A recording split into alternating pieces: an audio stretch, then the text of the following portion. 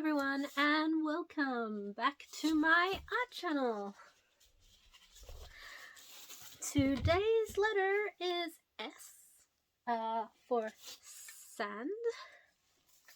So I put the sand in the hourglass, so took that upside down, and then as usual not pay any attention to it. There are a lot of words that start with S, soothe, sentient, singing. We are going to talk about some singing today. We are also going to talk about stars and slime, and I think I will put that in the title, stars and slime. There is many other things, sweetness, sugar, sentience, sparkling, like my sparkling Christmas tree. Silver, and I'm going to try to stamp this silver on here. I'm gonna put some right on this cookie cutter. Eek! Right on the cookie cutter, not on me, on the cookie cutter. And we're gonna try just stamping that right on. So we're gonna test out a new technique right here today. Get right into it and end up with silver all over your clothes. That's what we're gonna do. Okay, we're gonna try to evenly get it all over the cookie cutter stamp. We're gonna see what that looks like. Just sort of clean it up a little bit. Realize I've just made a huge mess, which is actually all a part of the creative process, is making a mess. I'm gonna stamp it right on there, and it did not work at all.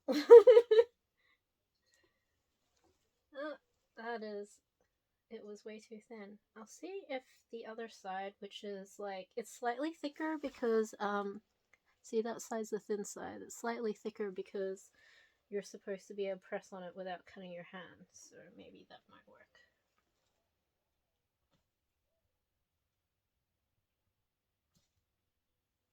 Nope, that did not work. I've made a mess. I'm gonna go clean up the mess. Be right back. Okay, hello again. Sorry about that. Another S word. Sorry about that. So, clearly, stamping with a cookie cutter is not a good idea at all. Does not work.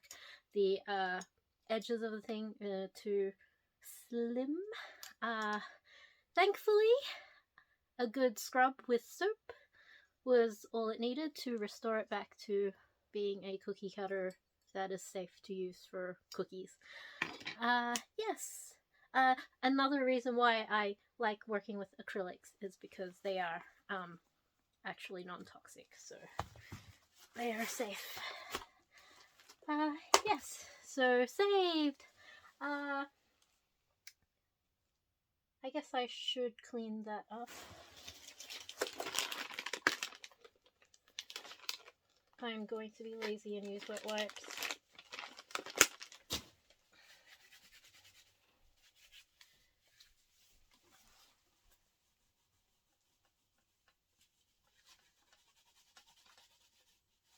Some of it has dried up already. Yep, that was... Well, we started with a disaster. Okay, so we are gonna let that dry up a little bit, and then we are going to paint over it and start again. Start. Another S word. And that's the whole thing. I do actually I want to assure people that it is okay to make mistakes. And again, that's why I like working with acrylics, because it is actually easy to undo mistakes most of the time. You can seriously just paint over stuff that goes horribly wrong, so there's that. While that's sort of drying and we're going to fix that up, we are going to proceed with actually putting some stars on the star sign here. I had a diagram.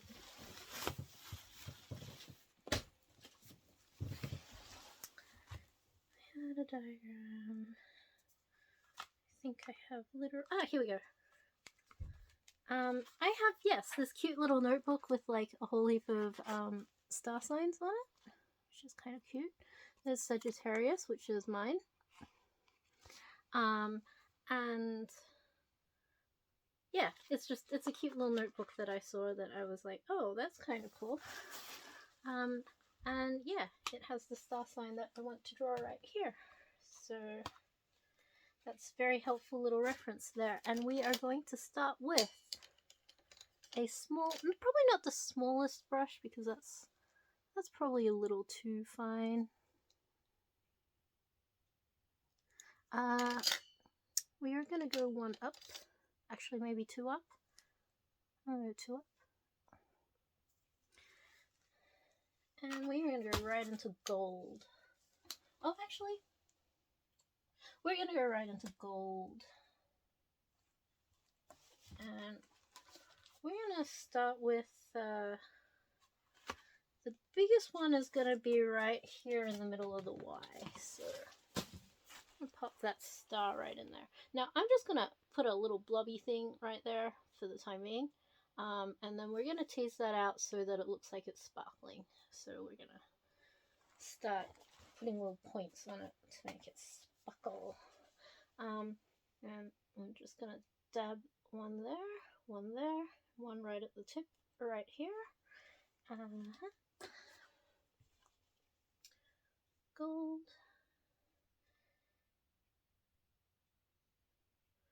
Big one here. And a big one here. And I think I may have ranted before about how, like, what on earth were these people thinking when they looked up at the sky and thought that looks like a crab? Like, not sure how they got there, but I mean, maybe the crab claw, but you know, it's just, what were they thinking? I don't see it, right? Anyway, there's a tiny little dotty star there and a tiny little star there that makes up the constellation. I'm gonna clean up that in blue as well.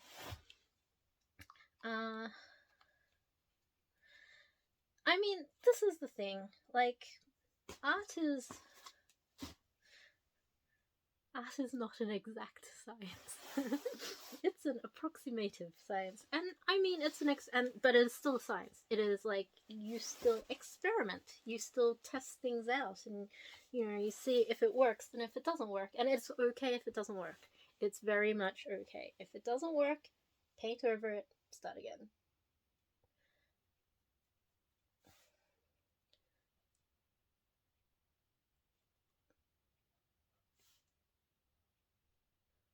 Like here, this line was not very straight. Like, I wanted to put a bit more curve in there as well. So, you know, I just keep adding and fixing it up. The thing with paint, it's different from working with pencils or the digital age that we live in.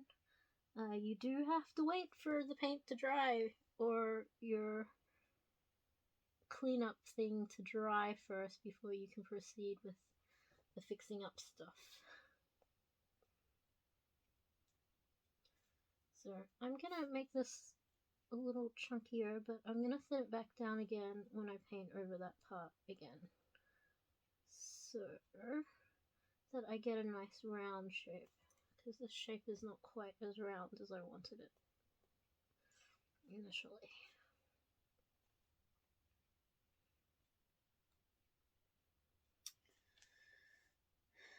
Yeah.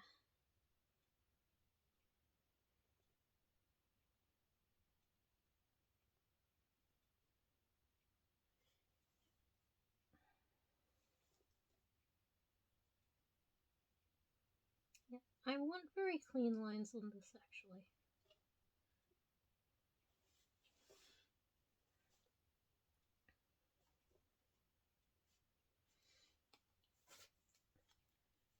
And I plan on putting some song notes in there too. Not sure if, oh, some progress that I may not have mentioned in previous ones. I've started putting in some like cityscape in here. I'm gonna tease out the reflections in the bottom here as well. And yes, I put a strap, another S word strap, on the back of our croc here. I'm actually kind of pretty happy with how that's turned out. I think, I mean, if I see anywhere that I want improvements, I always just go back in and paint those in as I see them. Down at the bottom of this grass here, I'm still seeing, like, it's very microscopic, but there's a tiny bit of hashing right in here where you can see a little bit of the white showing through.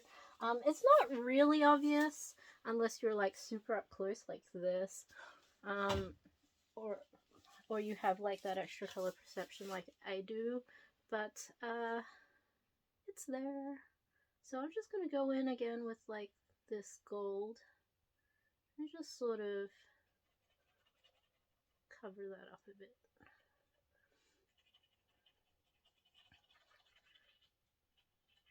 And yeah, I'm starting to use more of the iridescence in the golds now that we are doing the upper layers of the painting,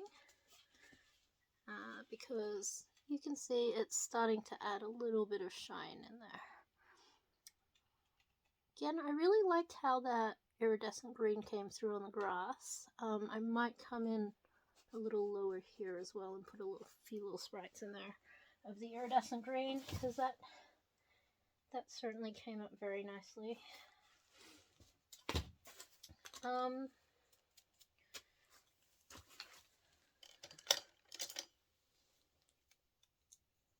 Now, I said I was going to talk about slime because what I'm going to do is, what I want is to put a little bit of sliminess in here.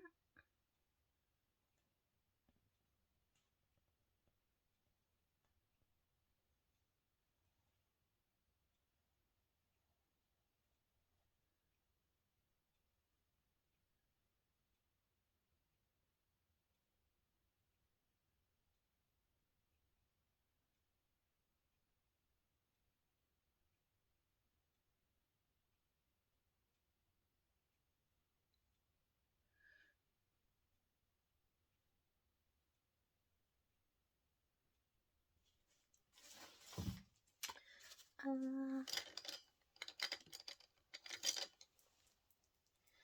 gonna make it both green and orange, I think.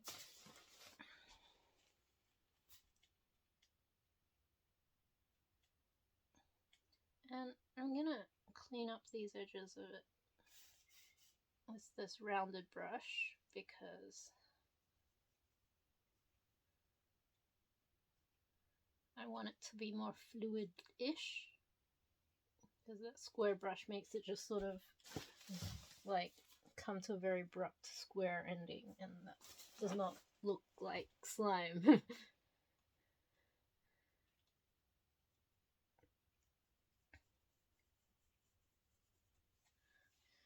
And again, I want quite clean lines because I want it to have that kind of quality of glossiness.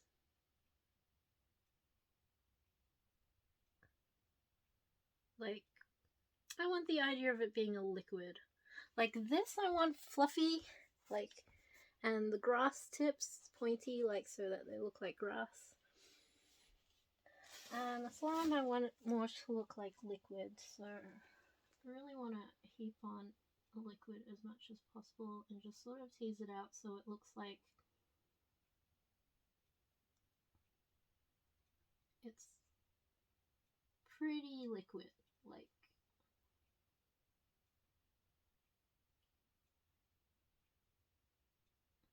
And I want it to look like it's sitting on top of the heart, so I'm just going to bring it out above the line of where the heart is.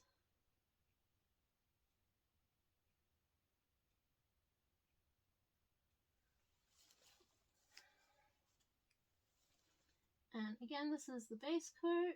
We're going to build up the dimensions and the shading so that it starts looking a little more three-dimensional.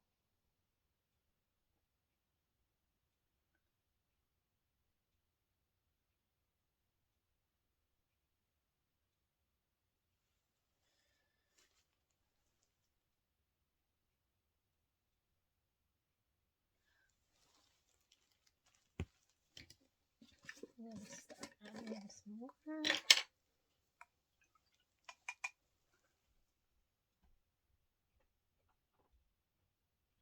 Like, nothing makes something look like liquid like water does, because water is liquid, right?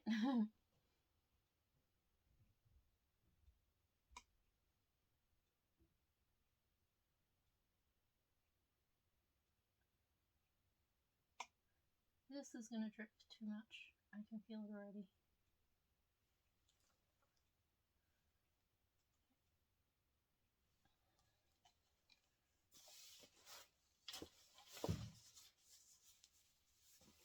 I'm going to try to control that a bit. I'm going to have to lie that down a bit. Otherwise it's going to get way out of hand. So, again, I think I've mentioned this before about trying to work with gravity and paint. Is, yeah, work with the gravity, not against it. Like, know that your drips are always going to head in the direction of wherever the ground is. And that does not need to be exactly down. It just has to be wherever you want it to be. So in this reality, you can control gravity.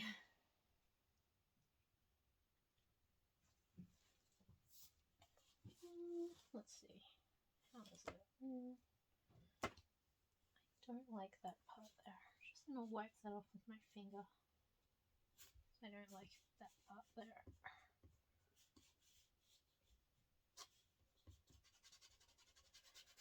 Just blend that on out. And yeah, one of the things I think I've demonstrated more than one time is that you don't have to just use brushes and nothing else. Obviously the cookie cutter didn't work at all, but I mean, people use sponges, people use like all sorts of things. I've got these palette brushes that I broke open today, so you can use that to scrape the paints into place. Which I wanted to do more sculpting stuff there. Okay, that's gonna have to be the first layer of the slime there. I do definitely want to build that up to really make that feel like a three-dimensional drippy slime.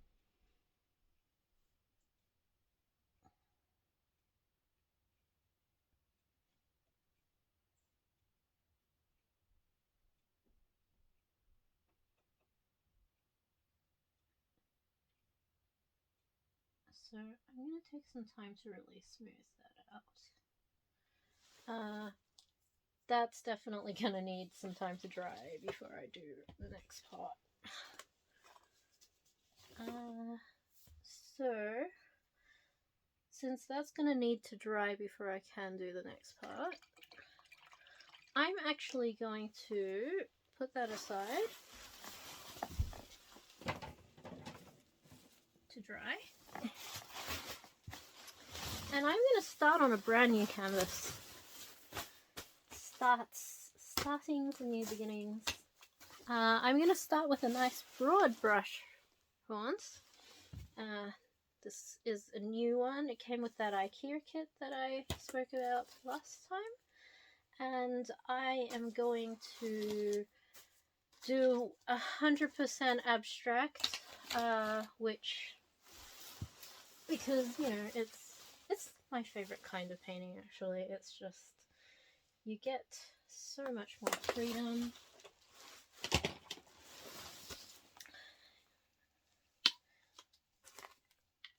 I kind of wanted to do, like, because I saw my old painting, the spiral, which I have posted on my Instagram. Another S-word spiral. And it just inspired me to do more spirals, so I'm going to be doing spirals.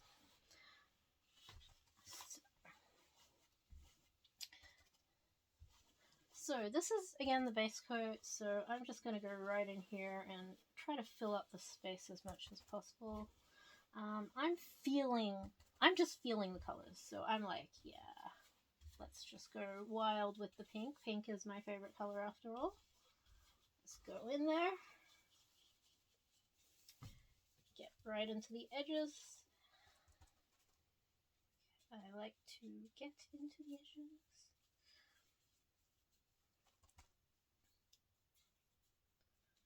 Sing a song, sixpence, pocket full of rye.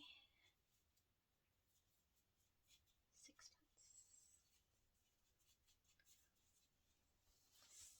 Lots of S's. Reminds me of the snake in Disney's Robin Hood, my favorite Disney movie. Sir Hiss. So he's making S. Hisses sound. The sound.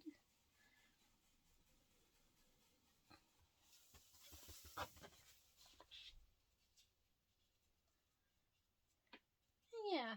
When you make mistakes, of course, you feel silly. That's another S word. And that cookie cutter fiasco, I did feel kind of silly after that.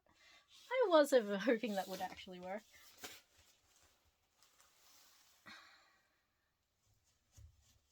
But now I know it doesn't. And knowing is half the battle, as G.I. Joe says.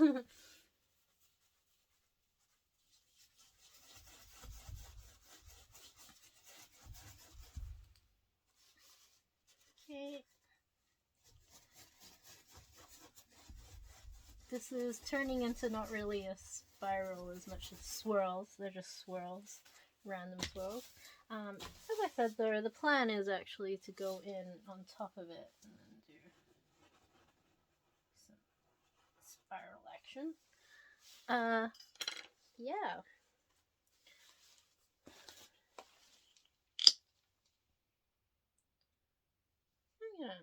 I want to use a lot of pink.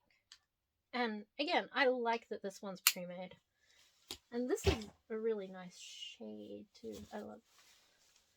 And I will go in with all these other shades of pink as well. In fact, I'm going to go in with this really light one, which I'm going to pour onto the brush. Gonna come out? No, it's not. I'm gonna have to swish. Swish. Another S word.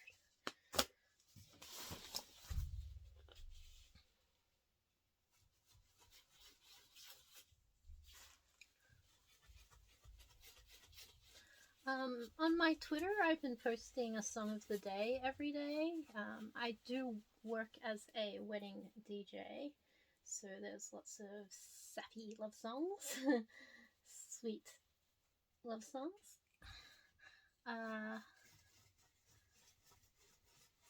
And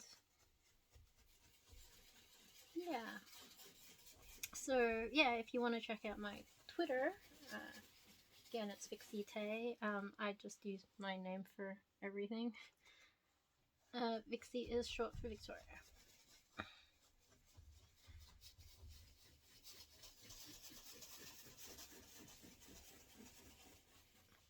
And I absolutely love music. I love singing as well. Which, unfortunately, I haven't been able to do much. Well, I would love to do karaoke like all the time and pop that up on YouTube, but of course, there's like all these copyright strikes for that. Strikes, another S word. Which is, something that I would like hopefully be able to figure out how to get around at some stage. But otherwise, I mean, I just like singing. and sonnets, that's another S word, is the style of poetry that I actually like to work in as well. I'm just gonna keep swishing this paint around. Swish, swish, swish. Starry, starry night. Paint your palette pink and white.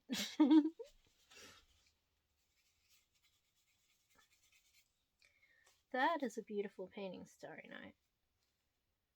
And I'm a Doctor Who fan as well, so I really love that episode where they had Van Gogh. Sad that his story is of a tragic artist that ended up dying in... Well, I mean, they speculate that it's suicide. The truth is, he got drunk and there was a struggle, and nobody really knows for sure how he ended up getting shot in the stomach. So, and like, yeah, we'll just never know. We'll never know what actually happened there, which is sad. And his paintings often had a bit of a melancholy or rather sad tone to them, which was beautiful, and I think that's what a lot of people kind of sympathize with, you know. I think that's why, like, when you look at his paintings, you do have a emotional kind of reaction to it, which I think is what makes them great art. Great pieces of art is something that does kind of emotionally connect with the viewer. So we're putting in a bit of a, like a heavier pink in here, a nice darker, bolder one. And again, I'm just swirling and swishing it around.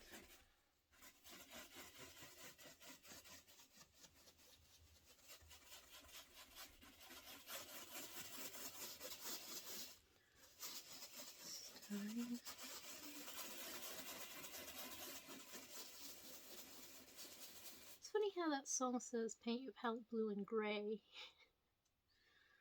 when it was blue and yellow.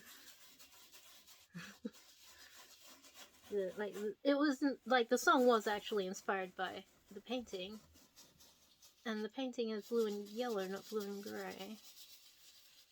Unless the person who wrote the song might have been colorblind or just kind of wanted to have, I think, probably wanted to convey more of the feeling of the painting rather than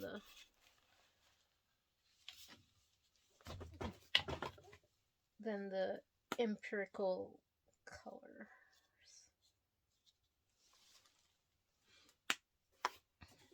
I am just looking at the time there.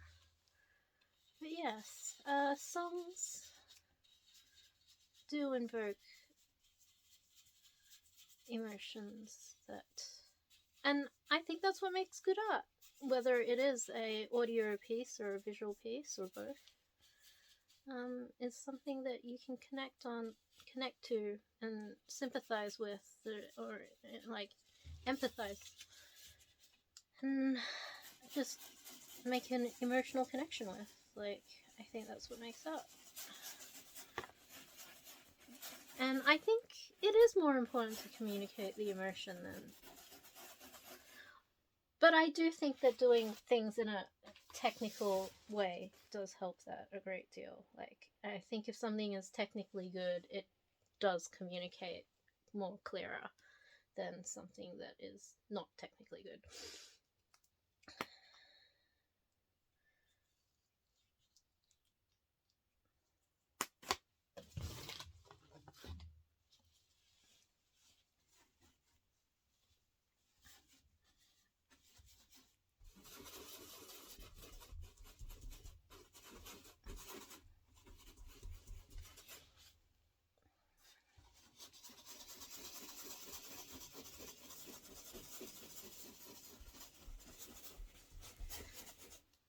I went out to the beach with my dad today, saw the sea, another S word, saw the sea, seesaw, and the seashells, and the seagulls, and the things like that, and I saw lots of clouds, and I guess that kind of is also what I'm doing here, is kind of creating those kind of clouds, that lovely whooshy, swishy, fluffiness.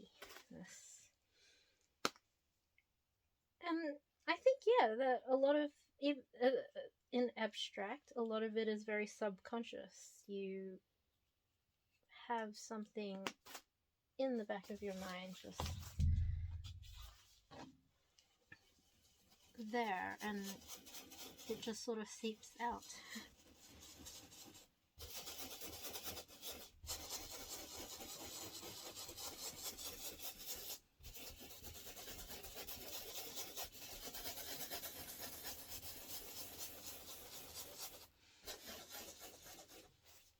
One of my favorite novels is Do Androids Dream of Electric Sheep?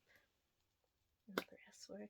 And I think they do. I think, especially with the AI that are coming out with art right now,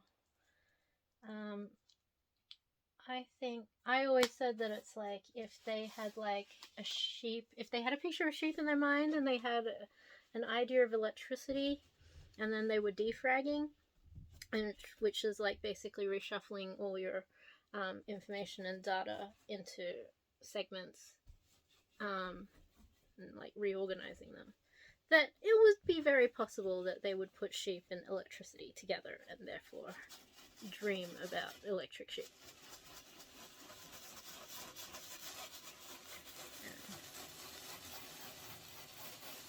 The book is brilliant. Like, I mean, I learned to love Blade Runner. I studied Blade Runner, and of course Harrison Ford is amazing. I love Harrison Ford movies. And